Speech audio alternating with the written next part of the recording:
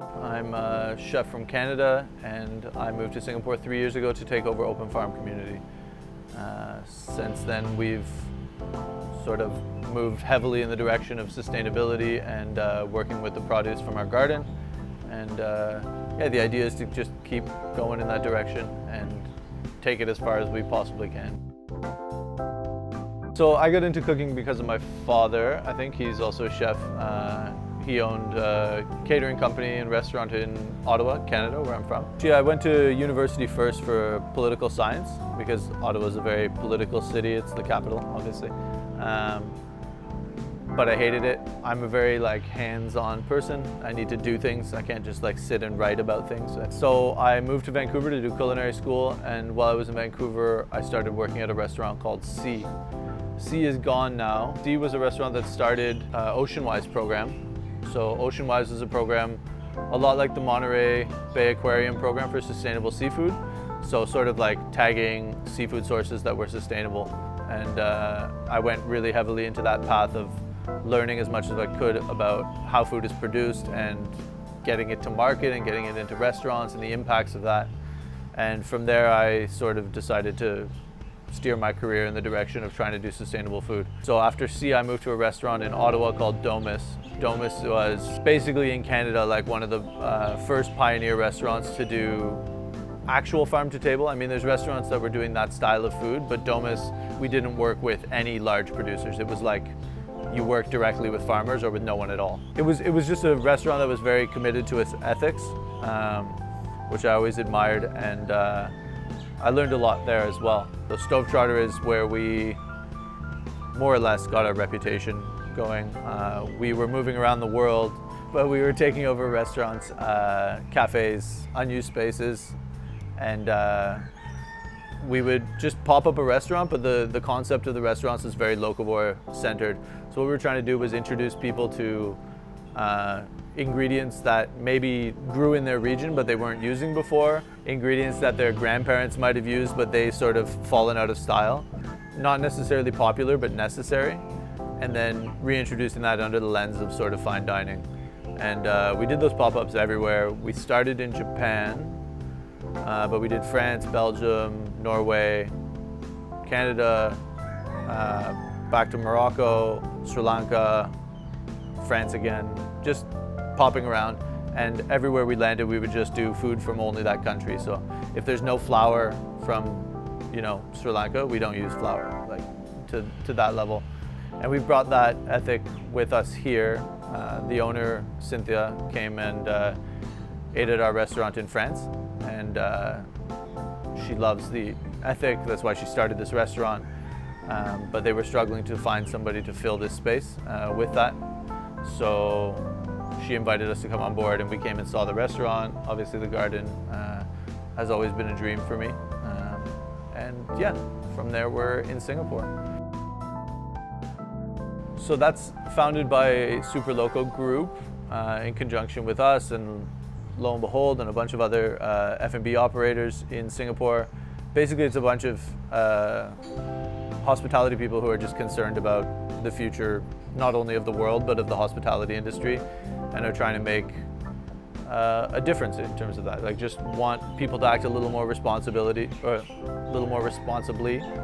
in terms of how they maneuver their operations in hospitality, and trying to introduce people to the concept of maybe having a carbon neutral ideal.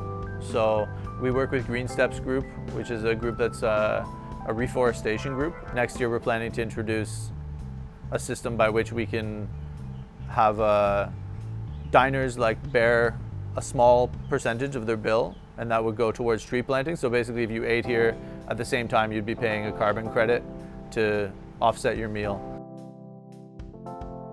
We just want to build a restaurant up that is a model for future restaurants. So a model by which other restaurants could sort of copy your ethic, and it would enable the F&B industry as a whole to have less impact, less negative impact. My ideal is to have a restaurant that's actually actively contributing to your environment and community and economy positively. But for now we are minimizing impact, and then when we get to carbon neutral, we can start maximizing contribution. Yeah, I think that's the basic philosophy behind it. Obviously, the manifestations of that are many. We want to be growing our own food as much as possible. We want to close the gap between consumers and production. So, like, even with yourselves, it's like we're utilizing a local artisan. That's like supporting the community, if that makes sense. But also, like, yeah, we want to be growing our own food. We get the farm next door for vegetables. We have the garden here for herbs and flowers. And I think we just, want to be a restaurant that contributes instead of impacts, if that makes sense. That's a pretty mixed bag. Like most people here would call it Western food, I think. Obviously, Western food is kind of a catch-all category for like a massive array of cuisines, but I'd say that we're typically rooted in French technique. We carry a lot with us from everywhere we traveled though, so you'll see like hints of Japanese techniques and even like Sri Lankan or like local stuff that gets thrown in the mix. Obviously we're working with a lot of local vegetables, so there's often treatments of vegetables or flavor profiles that will fit a more localized palate, if that makes sense, because we're trying to work with like Southern Malay Peninsula indigenous crops. You necessarily are dealing with that flavor profile. But I would say we approach it from an angle, from an outside view, from an outside perspective, if that makes sense. And we just try and do creative cuisine with local ingredients. That's the food profile, yeah. Rough year. But in general, outside of closure, I think Singapore as a whole has been really lucky. Comparing it to back home, comparing it to other places in the world, we still have a population with huge spending power. We still have F&B operators who aren't just like hack and slashing businesses to the ground. And we still have a government that's very, very supportive of not only our industry, but the whole city is really lucky to have the systems in place that we have here in Singapore. I think the closure was the most difficult part for us. We started a small grocery inside. We were doing takeaway food like everybody, but our food is not typically focused on takeaway. So transitioning to a takeaway model, you have to change all your food first because your food needs to be good 20 minutes after it goes in a box as opposed to like 2 minutes after it leaves the pass. And when you come late to the takeaway game at the same time as a million other operators in Singapore, obviously that market got totally flooded.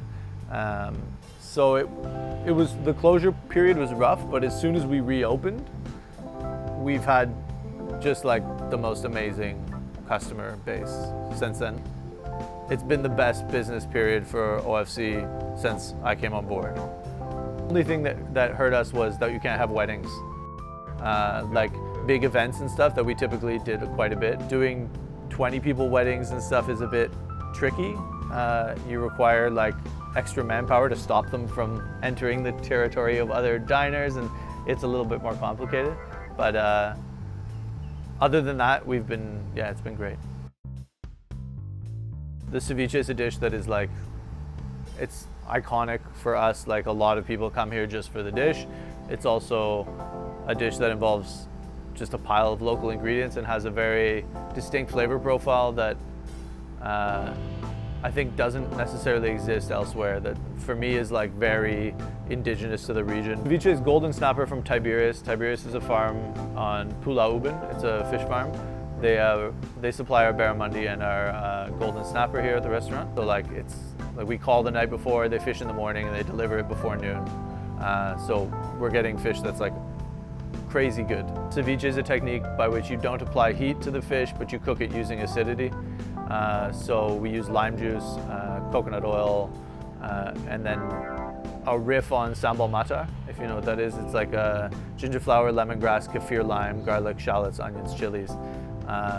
Really lovely, super aromatic profile, and just mixed up with raw fish. And then for a bit of texture on top, we put black rice that's been puffed, so pulut hitam, that's been cooked and then dried and then puffed. A little bit of seaweed on there and that's it. It's just a really lovely rendition of a lot of local botanicals involved and like a lot of stuff. So like lemongrass, like things we have in the garden that all come together on a plate. We grow the ginger flowers, we grow lemongrass, we have kaffir lime.